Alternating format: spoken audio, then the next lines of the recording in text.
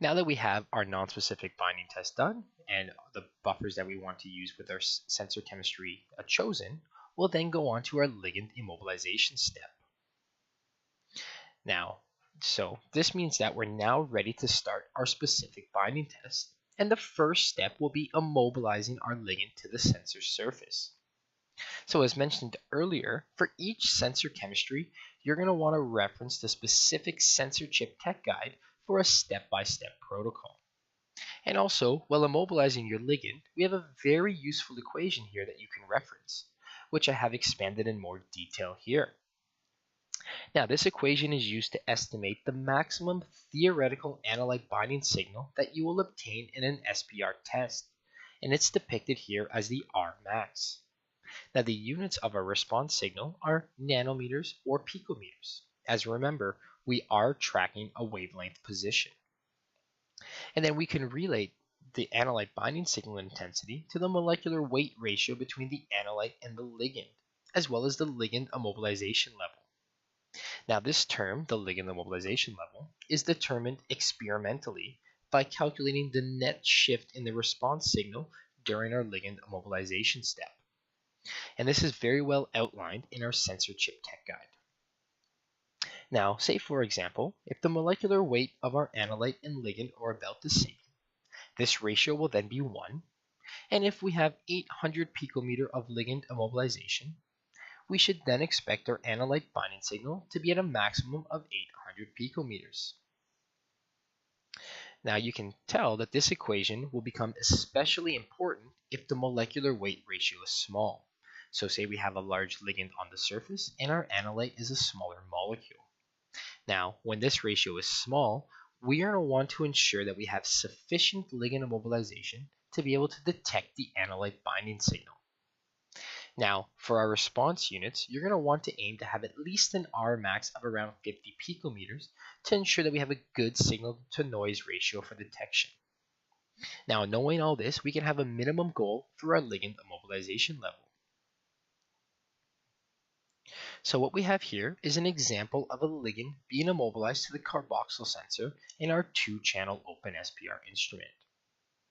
Now, as you can see from this response graph on the right, both channel 1, which is in red, and channel 2, which is in blue, are activated by the EDC NHS.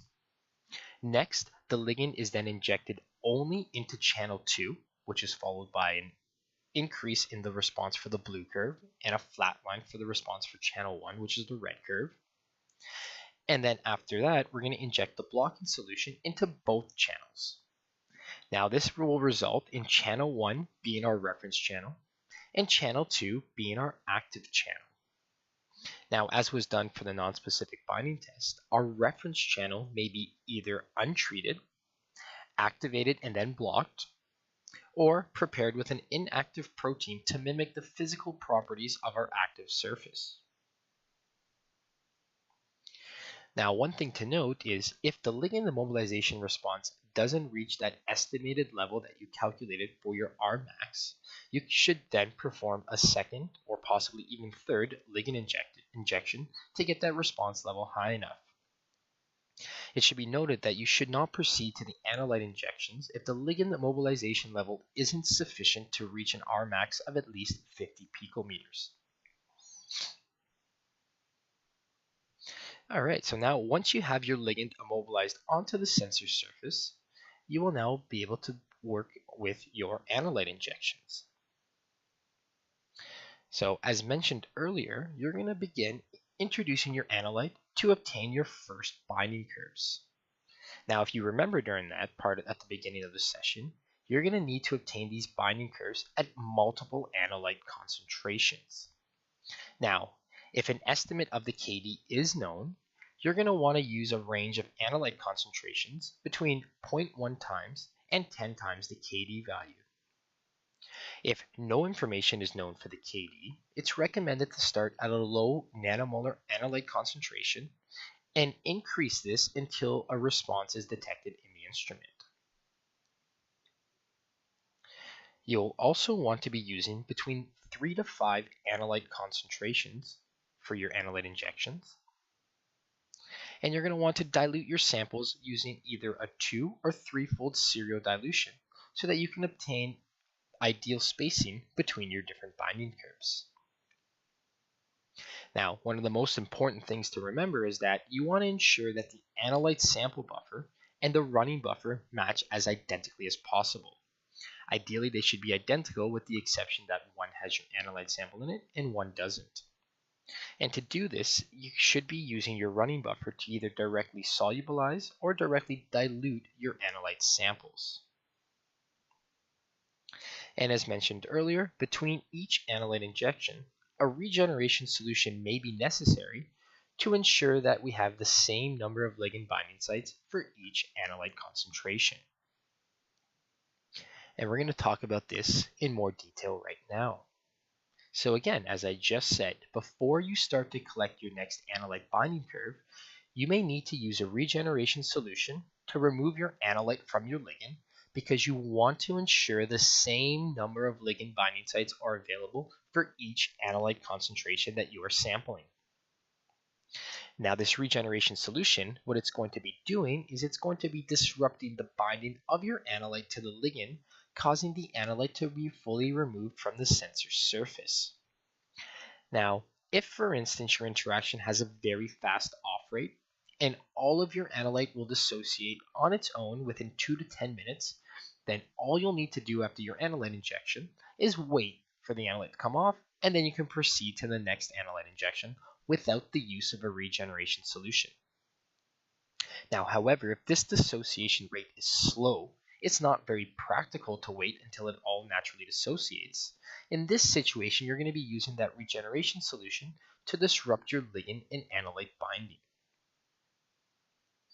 Now, this regeneration condition is going to be completely dependent on the binding mechanism of your system. Now, to determine these optimum conditions, you're going to be introducing your Analyte at a fairly high concentration that'll slightly saturate your ligand, and then you're going to screen for the optimum solution for your particular binding partners using a regeneration scouting procedure. Now, this can be done by trying out a variety of different solutions, which include either acidic, or basic, or ionic, or detergent. Now, as a general rule of thumb, you're going to want to start with the least, or you're going to want to find the least harsh condition that can get the job done. Because ultimately, this regeneration step is going to be shocking your ligand, and you don't want to damage it or alter its binding capacity thereafter. This regeneration condition is also recommended to be run at a faster flow rate to minimize the exposure time and any potential damage that may happen to the ligand. Now, as mentioned earlier for the non-specific binding conditions, the literature is a great resource for selecting your regeneration step, because if a similar system to yours has been studied with SPR, because this is completely dependent on your binding partners and not the SPR instrument, those conditions should also work to regenerate this binding system.